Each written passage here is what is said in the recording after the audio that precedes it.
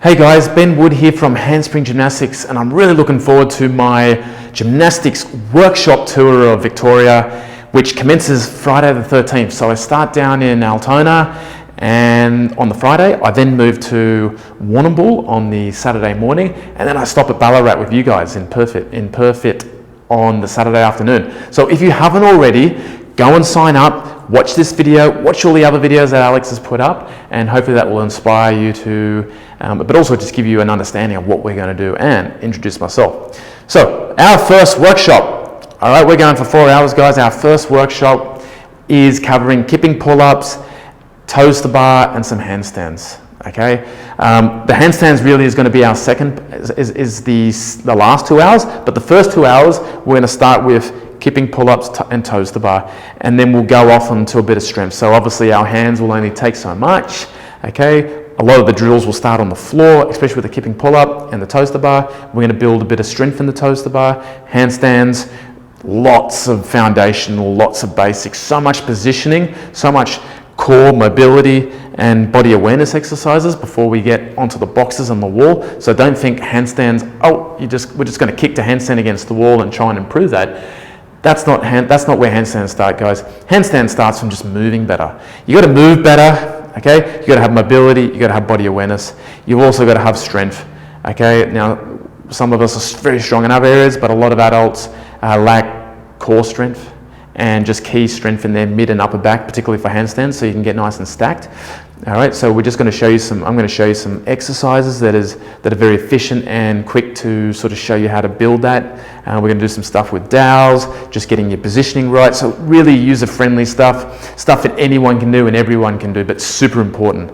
Okay, then we're going to get on boxes and the handstands. We're going to go through a couple of sequences. I'm going to show you how you can start learning how to get some elevation in your shoulders, how you can transition your hands, and then we're going to get against the wall, make sure that we are comfortable in kicking to a handstand. Okay, can we do 2 feet takeoffs in handstand and learn how to just use our arms and not throw our chest? Okay, are some of you guys launching your feet to the wall? Okay, if you are, then we're going to learn how to, in a handstand, we've got to show control with our arms. We're going to push through the floor, hold this in, and not rely on the whole body trying to just fling you up. Okay, so lots of really exciting things we're going to do for handstands, and then some sequences, and we could go all day for handstands. So that's kind of it in a nutshell, just keeping the video nice and short. But handstands is my bread and butter, being a gymnast and teaching 2 handstand classes a week, multiple handstand workshops.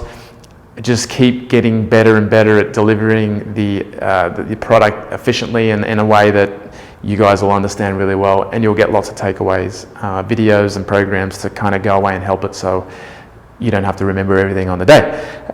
Kipping pull-ups, the main objective of the kipping pull-up is that I really want to help you guys use your hips.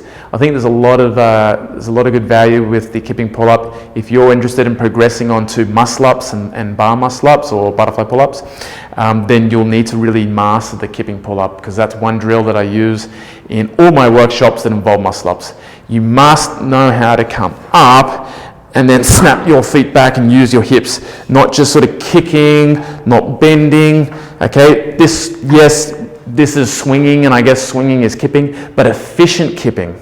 Okay, efficient kipping is when we can really use the hips and accelerate up effortlessly versus just kind of leaving our feet. Because in a muscle up, you're not just going to kind of swing and leave your feet there and then do all the hard work. With your hands, you're going to use your hips, you're going to come up. The same in a bar muscle up. We want some pendulum in there, okay? So the kipping pull-up really helps you with understanding how to move the feet fast and get the hips out. But it takes time, and you'll feel the difference. So we'll go over both techniques. If you're someone that just getting their first strict pull-ups, this might be a little bit more challenging, but you might just want to sort of swing up and get some timing. But everyone will learn both, just kicking, but also very importantly, this is the main one we're going to focus on, and that is just using the hips.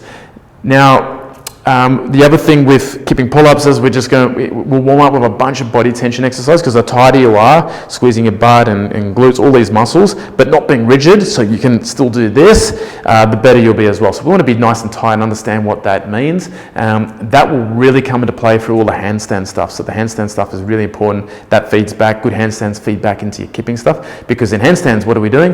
We're learning to be tight. We can't be upside down and having our legs dangling around. That's not good. You might see it in the CrossFit Games, okay? But that's not really what you should be doing efficiently when you're training, and you're not, unless you're a CrossFit Games athlete that wants to go and get times and making it as a living, then I don't suggest that you really train that way, okay? So you want to train properly, keep tight, be efficient, actually hold something. You think about, you're not walking around with your arms doing this. If you did that, you sort of fall over. It's making you work harder. I feel my obliques just doing that. So you're not going to be doing that with your legs. Just going to keep tight and push tall. So being tight feeds back into everything that we do in gymnastics, okay? Toes to bar, we will be doing a bunch of strengthening exercises. So that's super important, how to not only strengthen the core, the hip flexors and the quads, so lots of exercises for strength related, for strict toes to bar and all the progressions, but also making sure we're pulling down the bar using our lats. We've got compression, we've got some hamstring mobility and all that kind of stuff, and then we're going to put the swing on there in the kip so we can start to swing ourselves up to the bar. A couple of different options. We can just sort of keep our legs straight and pull on the bar, or we can do what I teach is a bend and extend. So if you don't have the mobility and you want to get up there quickly, there's a couple of different ways that you can do that kipping toes to bar. But underneath the kipping toe to bar, guys, because for myself, I can do about 48 unbroken, nearly 50, okay? What gets me on the toes to bar is my grip strength goes. So think nearly 50 reps, grip strength, that's the unraveling of my toes to bar. My core is still fine. And so what that's saying is that I'm using a lot of extension and a lot of swing and a lot of kip.